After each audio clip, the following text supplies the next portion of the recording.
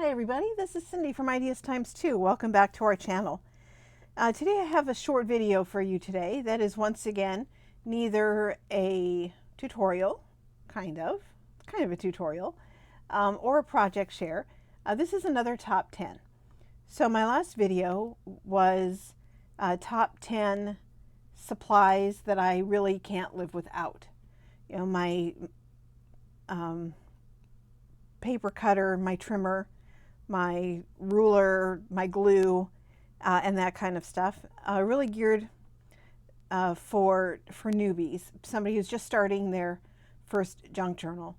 And the reason I decided to do this video was once again because I see so many questions on the chats on Facebook and in the groups that I belong to that ask these same questions over and over again. You know, what glue should I use? What is everybody's favorite scissors for fussy cutting or whatever? And so the video I made last week was just the top 10 supplies, kind of generic, that I use for making junk journals. This week specifically I wanted to look at the top 10 tools that I use for binding books. So when I am putting everything together, what do I need? And so the first thing, number one, so this is another top 10. So this is number one, and this is my bone folder. If you do not have a bone folder, I cannot recommend strong enough going out and getting one. I think everybody who makes junk journals needs to have a bone folder. This is not actually made of bone as the old ones are. This is a heavy duty plastic, but they do come in all different lengths and materials. I've got a couple of small ones that came with my scoreboards that are just, you know, cheap plastic. My sister Betsy has one that is really long, which would be fantastic. I don't have one like that, but I love my bone folder. I could not live without it. You know, if you're brand new, you may not realize what a difference it makes. So I just folded this piece of paper, you know, by hand. You can see it's not very flat, but with the bone folder, just doing a swipe or two over it, huge difference. And this paper is coffee stained and it's not been ironed or anything, so it still, of course, is a little puffy. But on the spine or on the fold where it matters, it's nice and flat. So I use my bone folder when I'm making pockets, when I'm, you know, making a gusset on a pocket, or when I'm folding envelopes, or just all the time. I always have my bone folder out. So that's the number one thing. This is actually my number one favorite tool for junk journaling of all of them. I love my bone folder. So that's number one. Number two, you're going to want to use a ruler. And you'll probably need a ruler for a number of different things when you are binding your book, to measure where you're going to put your holes. This is a signature that, it's a fat signature that I'm working on right now for a journal that has just one signature. Whenever I do a one signature, I usually do, I like it to be like super sized. So when you are, you know, putting your holes in, you want to make sure that you measure so that everything is nice and even. Excuse me, Lizzie. So you'll need a ruler for that. That's not something I generally eyeball. I eyeball a lot of things, kind of estimate where things go, but when I'm binding, I like to make sure everything is neat and even, and you know, even for me is a big deal. So I use a ruler for that. But you also might want it for, you can see my pages are very uneven because the more pages you use, the more papers you have in there. The ones in the center, of course, are going to stick out a little bit. And so if you want them even, you might want to use a ruler for that, to maybe put like here and then trim this off. But you'll need a ruler, and since I've got this set up right here, something else you might want to have is some kind of a cutting tool, an X-Acto knife. I have a larger one. This is smaller than like a box cutter, but larger than a normal X-Acto knife. Personally, I don't think I should ever be allowed to use them. I screw up almost everything when I'm using one of these, but I keep it handy because it does come in handy now and then. So you might want to use it to trim your edges using the ruler, and I'm not going to do that because I don't mind, and I might trim a couple of them down, but some people want to have the edges of their paper all perfectly even and straight. If you do, you're going to want to have something like a ruler. This is a nice metal one with cork on the back so it doesn't slip, and some kind of a cutting tool that's not a knife or not a pair of scissors. I don't recommend scissors for this, for trimming your papers, because you could hurt yourself pretty bad. So that's number 3, is a cutting tool, and the ruler was number 2. And I'm not doing these in any particular order. So the next and super important is some kind of a sharp tool. This is an awl. If you're not familiar with awls, it's AWL. And it's super sharp on one side, but it has a nice end for gripping on the other. And some people use needles, a sharp, a big needle. But when you're punching in the holes of in your signature, you'll want to do all your papers at the same time. So if you're doing a 3-hole pamphlet stitch, 1, 2, and 3. And so in order to get through all of those layers of papers, you'll definitely want a nice sharp awl. I've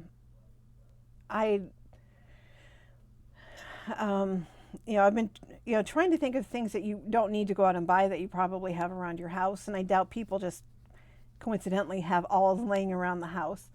But if you are going to invest in anything, and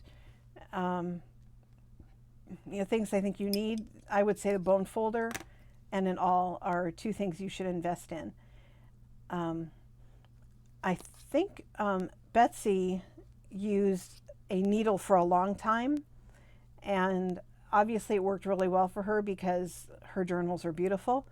I'm clumsy and accident prone, so I need something with a little more safety, and having a handle was really important for me. So having it all, I think, is super important. So that's number 4, and not in any particular order. Once again, a pencil and eraser, and when you're putting your deciding where your holes go, you're going to want to use a pencil to mark your spots rather than a pen that might bleed, or if you put the mark in the wrong spot, you can't erase. So I recommend keeping a pencil with an eraser or a separate gum eraser. That is my preference. I generally don't use the eraser on the pencil very often. I have a really nice gum eraser that I use, but the pencil and eraser, super handy.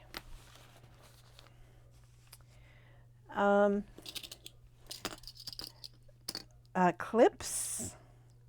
I think these are called binder clips, and they come in all different sizes. They come in big boxes that you can get at any big box store or office supply store. And when you are getting ready to sew your signature in, to make sure that all the pages are tightly put together in the right order, so you don't accidentally drop things or lose things out of there. I recommend having 4 binder clips, and you're going to put those on each of the 4 sides, left, right, top, and bottom of your signature. And you can see I did not do a very good job of clipping. The bottom 10-ish pages are in there pretty well. The top ones I didn't get in very tight.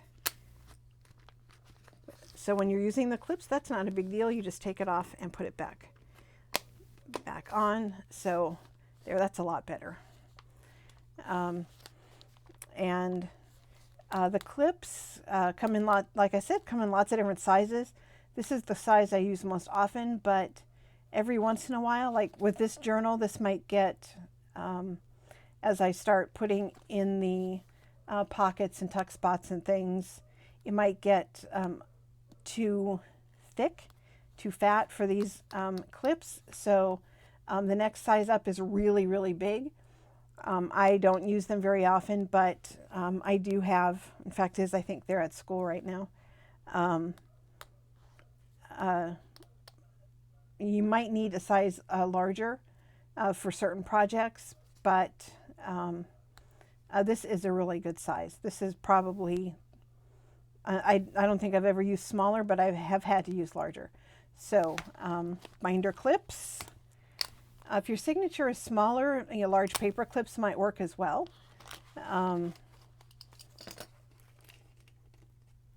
Something kind of like these. One thing I like about these is that they are kind of wavy, so they grip really well.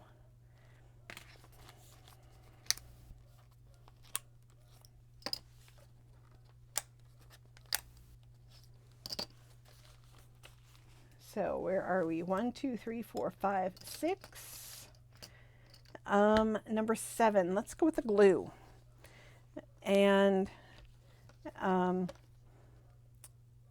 you probably would want maybe both kinds of glue, a Fabri-Tac, something that is going to grip pretty quickly and dry pretty fast, and a PVA. But when you are reinforcing if you're doing a hidden signature, obviously you're going to need some glue to glue it in. If you are just reinforcing your spine on either the inside or the outside, you're going to want a glue to do that. And I use both PVA and Fabri-Tac. I use Fabri-Tac a lot more often though than the PVA when I'm binding. But so number 7 is glue. You don't want to start binding and then not have any glue.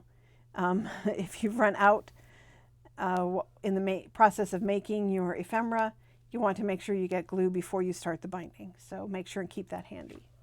I'll put that over there. Number 7, number 8.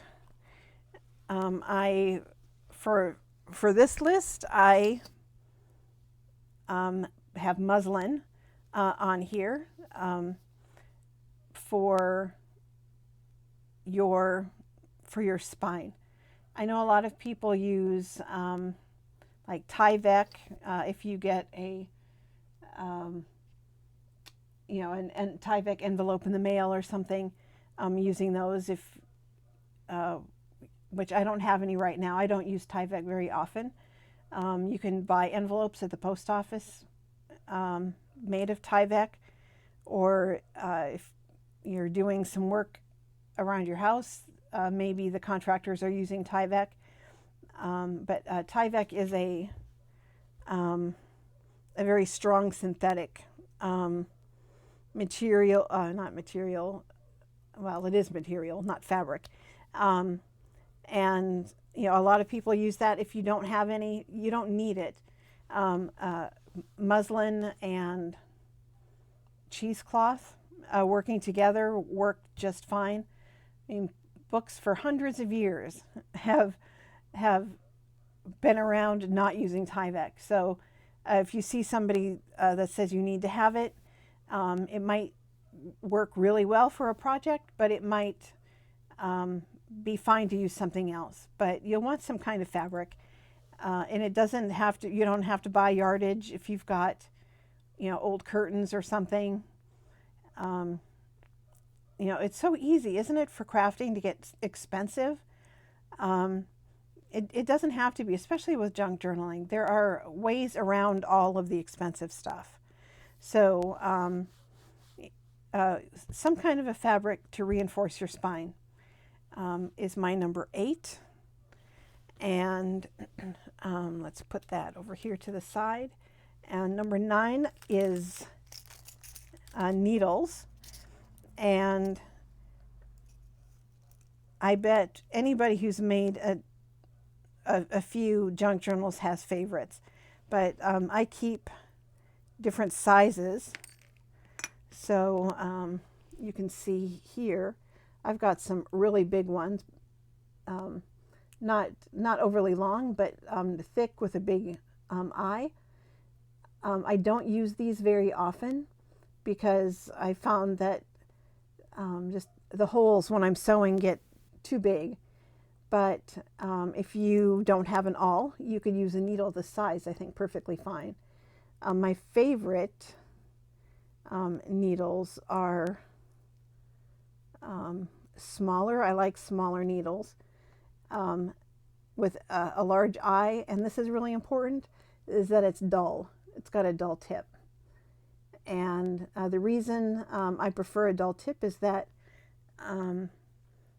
when you're binding the book, and you especially doing like a pamphlet stitch where you have thread going in and out of the same hole more than once, a sharp needle is going to catch on the thread that's already in there, and your threads will get tangled, and you don't want that.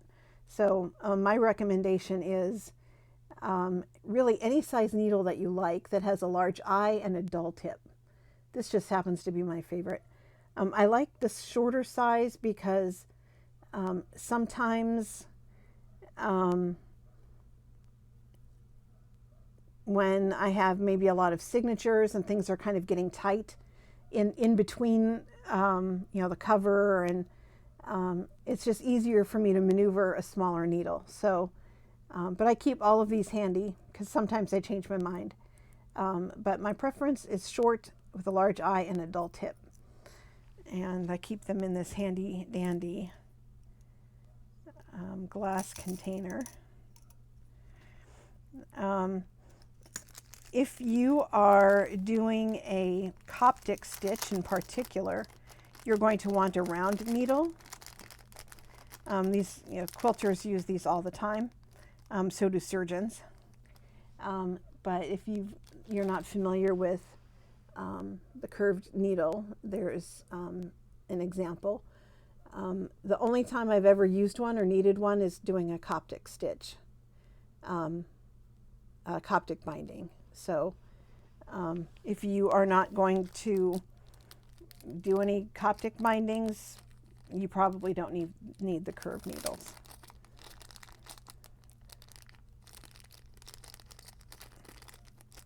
All right, so that's number 9. And then number 10 is, what are you going to bind it with? There are lots of different kinds of thread. This is purple because that's the journal that I'm getting ready to bind. Is got it's a lavender journal. So I thought I would probably use purple. This is unwaxed cotton. Not too thick, but definitely pretty sturdy. There are lots of different kinds of thread, and you can see this is all my threads, and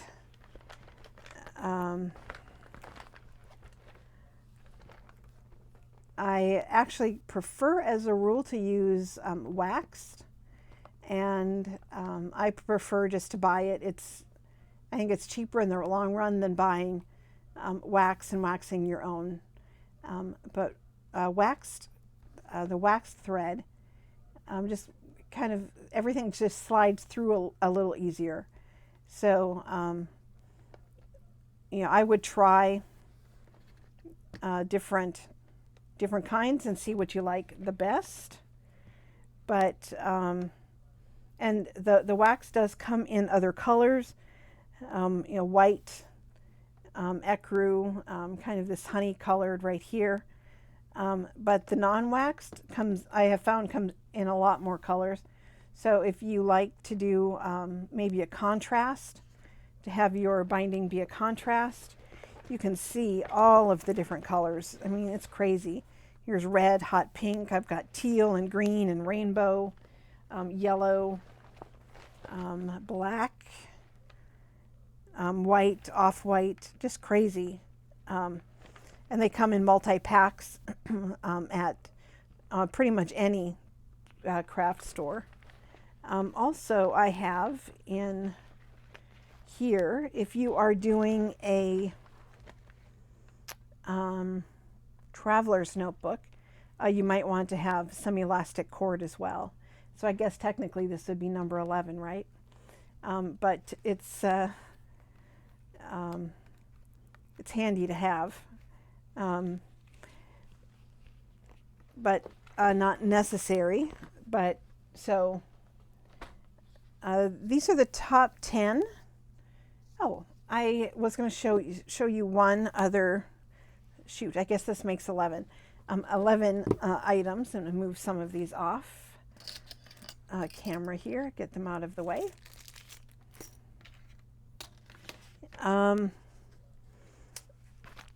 Just a tip. When you're punching your holes, you might want to have some kind of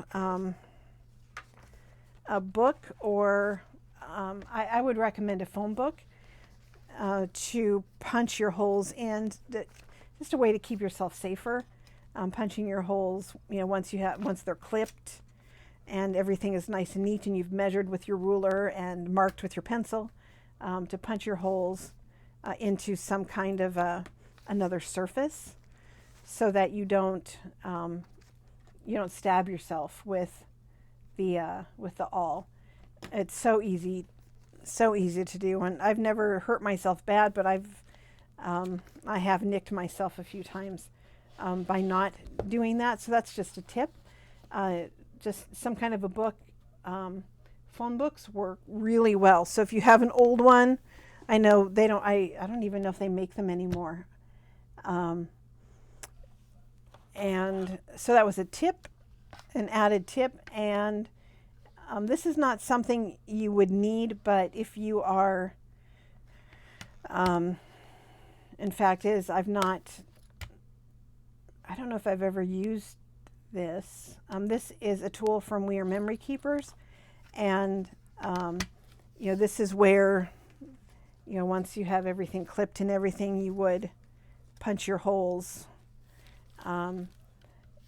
here, and it's got a place for you to measure, to make sure your holes are in the right place when you have multiple signatures and all of that.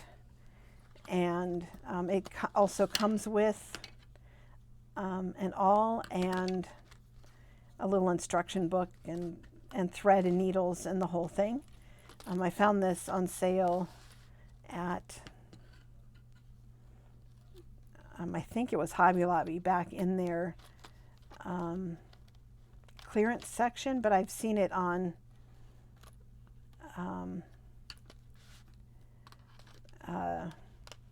Amazon and other places. This is just a like a book binding kit. Comes with a little instruction book as well. But and I'm missing. Maybe that's why it was on clearance. I'm missing the other knob right here that goes here. But you slip your paper underneath and punch your holes, and so it's something you might find handy to get a little tool kit. They also have binding kits on like Amazon that come with the awl and the needles and thread and stuff like that. But most of this you probably have around your house, right? And the only things you might really need to go out and buy are the awl and the bone folder. Pretty much everything else you probably already have. So hopefully, if you are a newbie, you're just doing your first junk journal. Let me move those out of the way.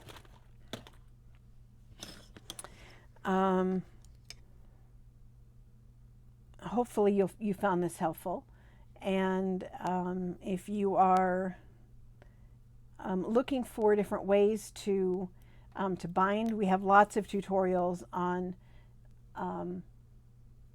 different kinds of covers, soft covers and fabric covers and paper bag covers, and a number of the tutorials also have the basic how to do a 3-hole pamphlet stitch. And there is a playlist. So just click on the playlist buttons and you'll see all the different playlists we have and the number of cover and binding tutorials that we have. So thank you for joining me today. And that took a little longer than I was expecting, but I hope you got something out of the video today. So give me a thumbs up. A comment would be awesome. And if you haven't already subscribed, please hit the subscribe button. We love our subscribers. So thanks for joining me today. Everybody have a fantastic week. Bye-bye.